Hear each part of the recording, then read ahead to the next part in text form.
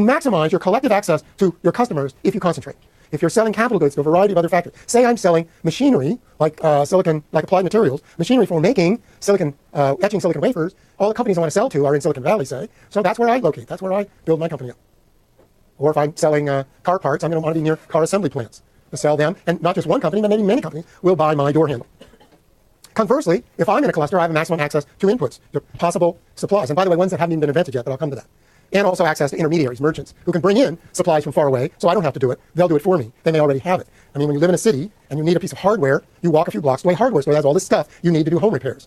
If you live in the countryside, it's harder. You have to stock up more of that stuff. It's a much longer drive to get to a kind of store that's going to have that.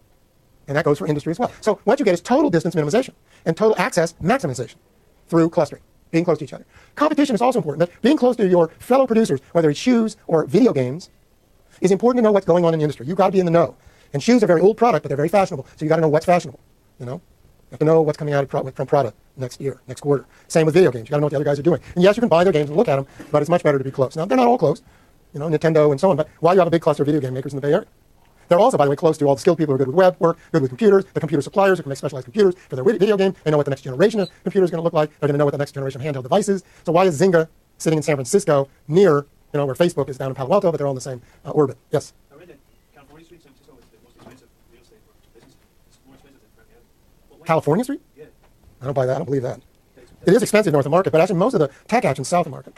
Salesforce.com and a few little startups in north of market. If I remember correctly, I think it's because it's lawyers.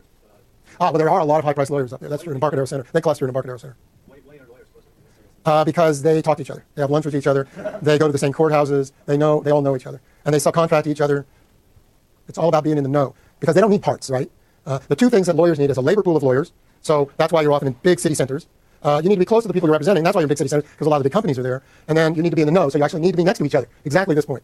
And that's shown very well in this book, Regional Advantage, which made Annalise Saxenius, who's now dean of our information school, very world famous. That puppy sold a lot of copies in Japan and Korea and everything else. And how Silicon Valley did it. Okay, labor and capital. You need a concentration of labor. So in these big concentration clusters, you get the maximum access to a pool of labor. And vice versa, if you're a worker, you're a tech worker, you go to the Bay Area, like those guys that come from Pittsburgh, because that's where the action is. That's where you're likely to get a job. And sitting in Pittsburgh, sending in your CV is going to do you a lot of good. And there's a whole history of people moving in to Silicon Valley who invented something elsewhere, like Facebook. I mean, probably two most famous are Facebook and Netscape. Mark Andreessen, who did that in Urbana, I think, and then moved out here.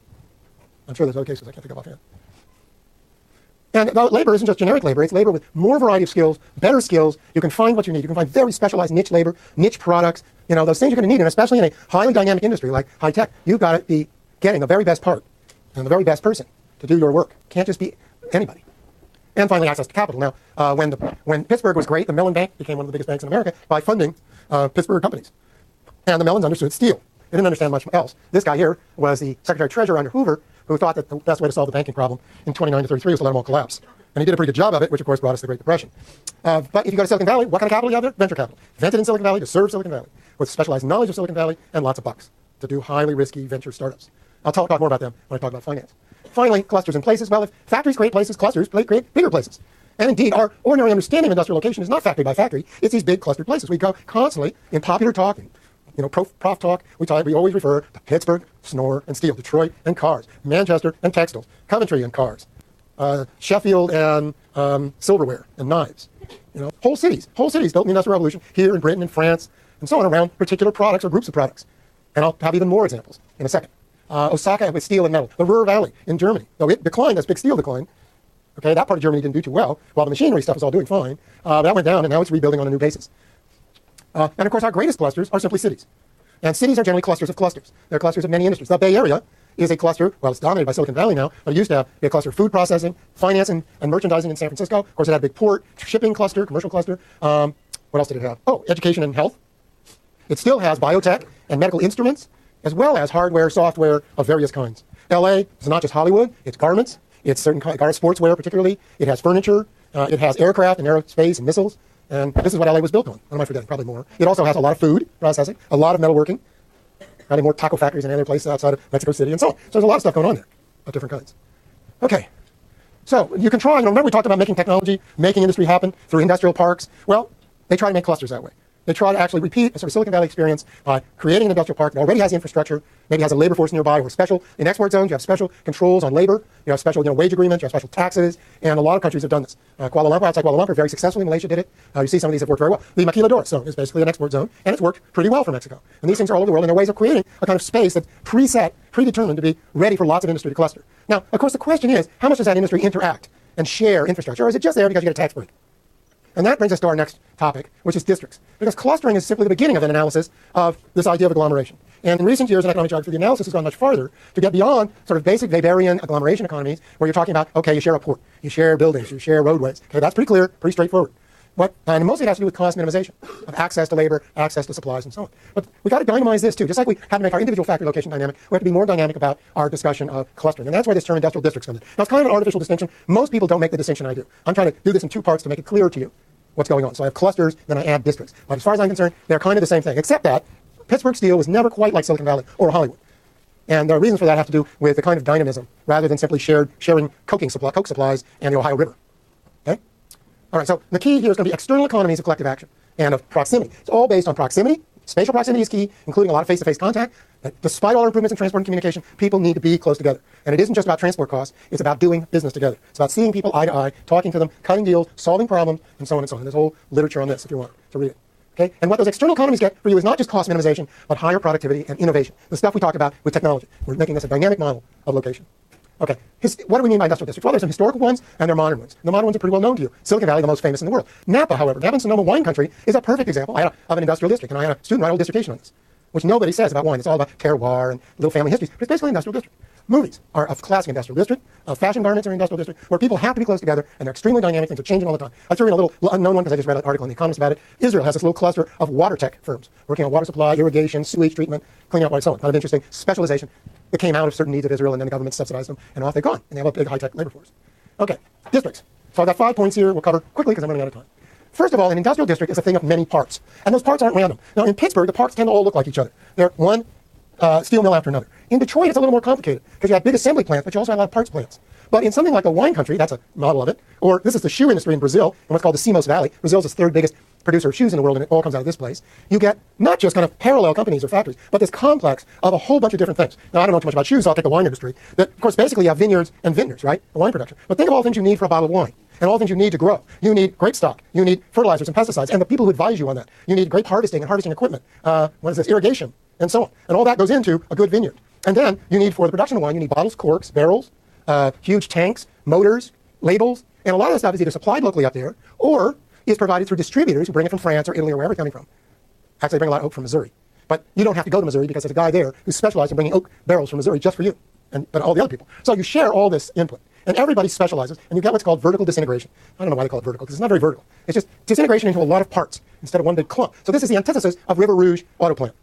Specialized firms with specialized know-how, equipment, skills, patents, whatever, of an optimal size. So the cork making company or the barrel making company doesn't have to be huge, but I don't have to make my own barrels. If I try to make my own barrels, I'm going to get at it. So I want to buy barrels. But I want to buy them from somebody I trust who makes really good barrels. And that's either somebody locally or somebody who a local distributor knows to be a reliable barrel maker, who all my buddies are buying those barrels. We've all used it, and we know it works well with our local Zinfandel.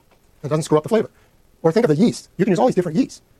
By the way, you could make the same argument about beer or anything else. Okay? So you share suppliers, share intermediaries, and a lot of specialization going on in these clusters. Then these clusters tend to grow through startups and spin-offs, very famously. Everybody hears about startups. What's a startup? It's somebody with a good idea who either comes from out of a bigger firm or comes from somewhere else, gets a little venture capital, whatever, sets up to produce their new idea. What's their new idea? Maybe it's a new machine.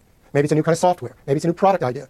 And all those things are startups. And, if you're doing apps for iPhones, you better be in the Bay Area to know what's going on in App World or near some other center of software production like Seattle or New York.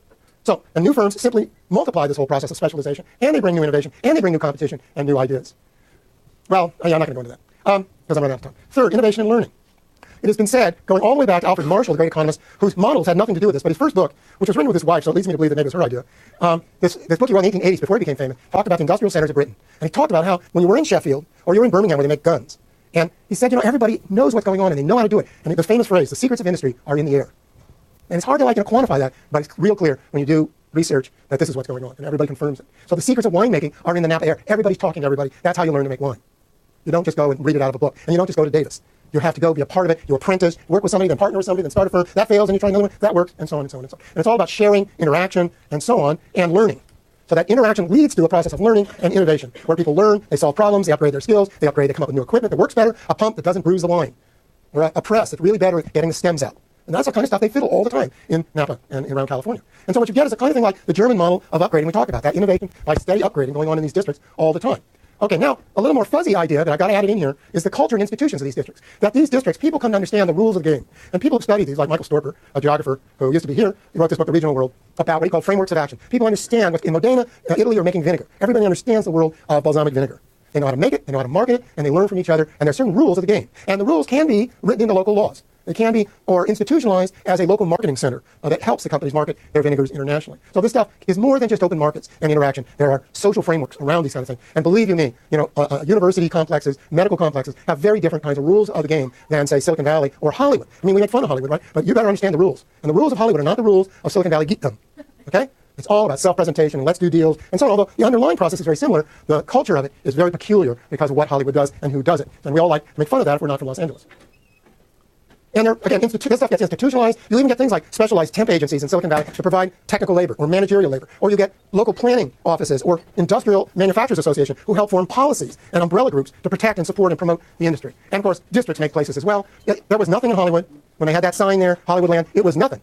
And now it's this, one of the biggest cities in the world, and Hollywood's a huge part of it. Why did that exist? LA exists in part because Hollywood built West LA, and that's the LA that most of you visit. My last point was just to say, Stanford did not, and you'll like this, Stanford did not build Silicon Valley. Silicon Valley built Stanford more than Stanford built Silicon Valley. Stanford is just one piece of Silicon Valley. It provides some engineers, some new ideas, some students, like Sergey Brin and so on, to go on to form companies. But the reason Stanford's so rich is because it put all these Silicon Valley guys like Hewlett Packard on their board of trustees, and when I grew up down there, it was a dusty campus, and they pumped all this money into it. So Silicon Valley made Stanford famous. Stanford was like the USC of the North before Silicon Valley. And they were very worried what to do with it. And Cal was everything. Now everybody goes, Stanford. But Stanford did not make Silicon Valley. That's a historical error. It is part of Silicon Valley, but it was created by Silicon Valley. So,